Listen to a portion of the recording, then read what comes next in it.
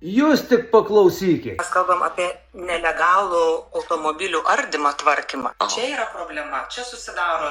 Tai prie ko čia neigiamos vertės naudoti automobiliai, kurie turi žalią lapą, kurie techniškai atitinka visus. Ir miškuose, ir griuvėse, ir prie savivaldybių konteinerių, ir bamperių, ir sėdinių, stiklų ir kitokių atliekų. Tai vadinasi, nėra tvarkomos 100% atliekos. Nuo šių metų taip pat įsigaliojo atliekų tvarkymo įstatymo pakeitimas, kad nebelieka individualaus tvarkymo.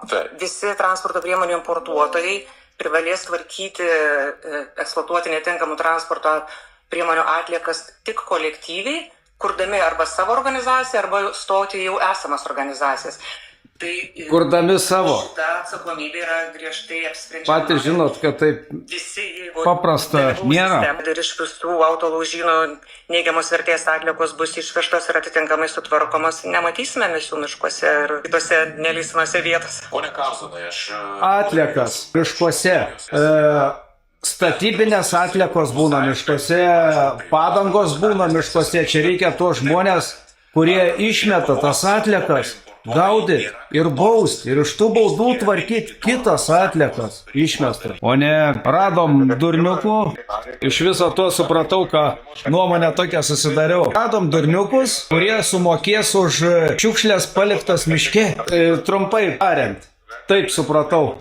Tai dabar žiūrėkit, efektyvesnė kontrolė. Surenkam krūvą pinigų, ar tie, kurie į miškę šiukšlės išmesdavo, nebemes jų, ar kaip? Ir čia mokestis už tai, ko dar nėra, o už tai, kaip dar gal bus, o gal nebus. Kažkam atlieka, kažkam neatlieka, kažkam svajonių automobilis. Ir šitoj vietoj man, pavyzdžiui, asmeniškai, jokie galai nesueina. Kodėl reikia susimokėti už automobilio utilizavimą, kai jis dar nėra atlieka? Kodėl man duonos, tai maisto prekės, visi kiti daiktai irgi atliekos, tai batoną perkant turėtų paskaičiuoti iš karto už valymo įrengimus, pridėti prie duonos kainos. Čia būtų vienas ir tas pats. Ar tą mokestį neturėtume mes mokėti automobilį atiduodant ten, kur jis yra išardomas, utilizuojamas? Bet ne, dar žmogus dar ir pinigų gauna už tai, kad jį priduoda. Ačiū, kad išklausėt ir gražios jums dienos. Iki.